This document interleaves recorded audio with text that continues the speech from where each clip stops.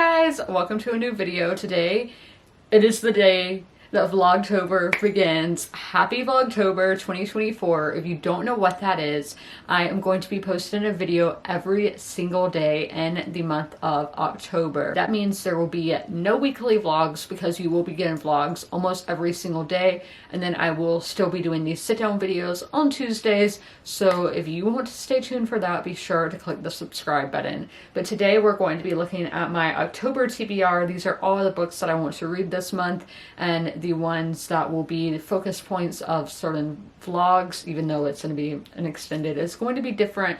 We're trying something new this Vlogtober, so let's get into it.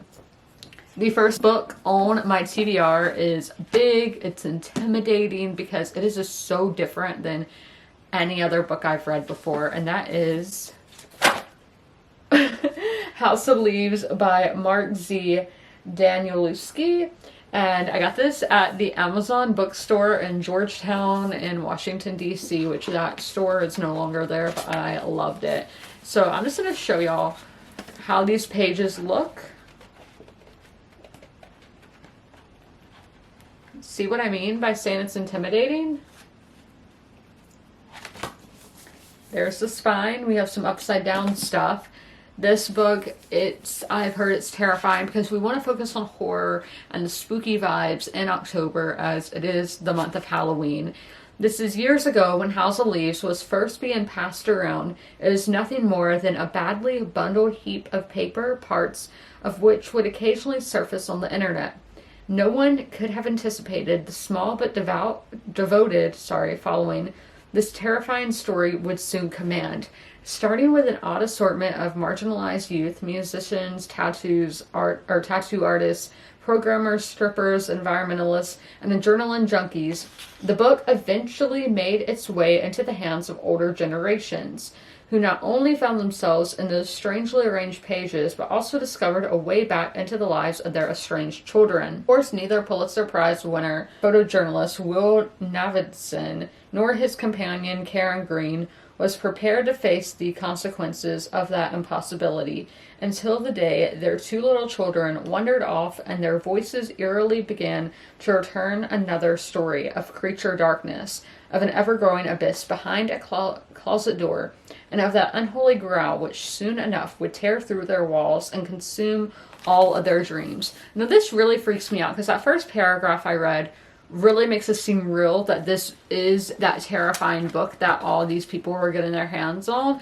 And I don't know, is that true? Is it real? Don't tell me, because I want to read this for myself next week and find out what this is all about. But it does very much scare me. Like, all of that just sounded so creepy. Changing gears big time, I like to read one graphic novel a month, and this month it is going to be Woe, a House Cat Story of Despair by Lucy Kinsley. I learned about this book through a book olive. I love her channel. When I watch her videos, I look up like every single book that she mentions and add it to my Goodreads or Amazon list. It's a great time. And this is one that really appealed to me because it's about a house cat. I have two house cats. I love them. They are kind of my children. I don't like to say they're my children, but they basically are. And this one, I think it sounds so like funny and cute, but basically this author has made these like web comics about her cat, and that's just like really inspiring to me, or aspiring, I never know which word it is, but I would love to do something like that about my cat Fred. I come up with so many stories about him, but it's actually getting it down on page. It's very difficult.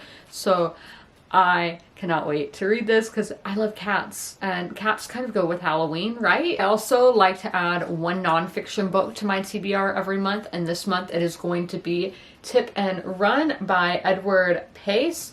And this one I actually don't really know what it's about either. Okay, I knew it was something to do with one of the world wars in Africa. 2 weeks after the armistice was signed in Europe, British and German troops were still at war in Africa.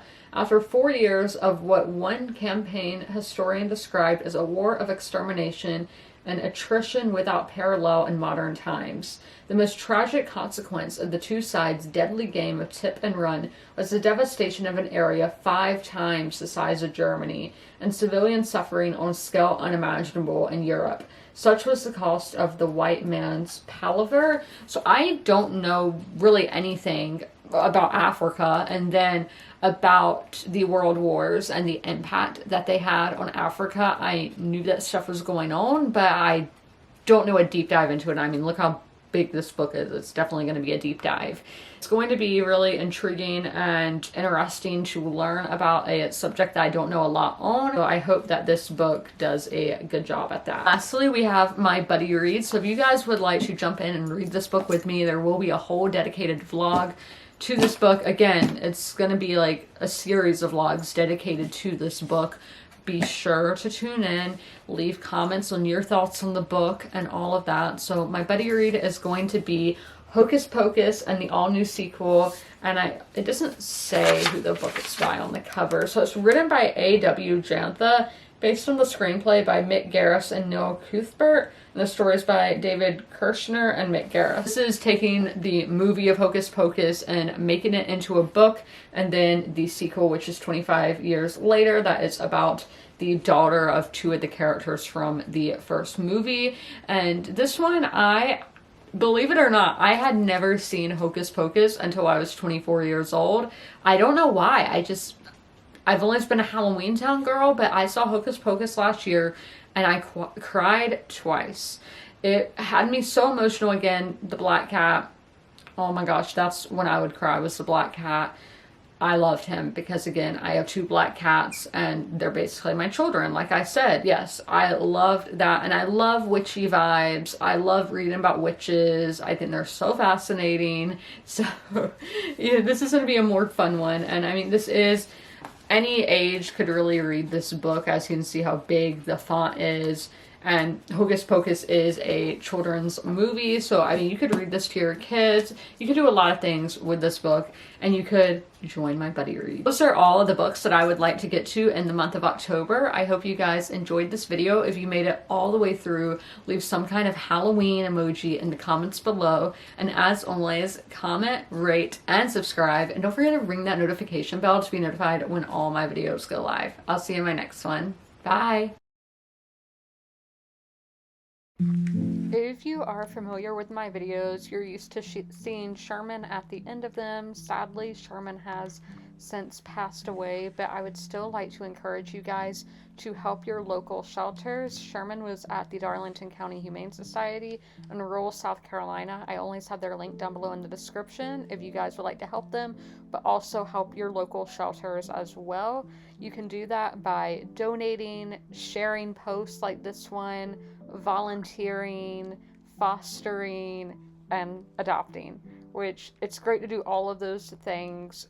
Great to help your community, great to help the animals in your community, and I cannot recommend it enough. All of my pets were rescues. They were strays or from animal shelters, and I love them so much, and I know how much love they can give, so knowing these pets at the shelter can equally give that much love, it's amazing. And y'all should totally take part and help out those local animal shelter pets, and please help them.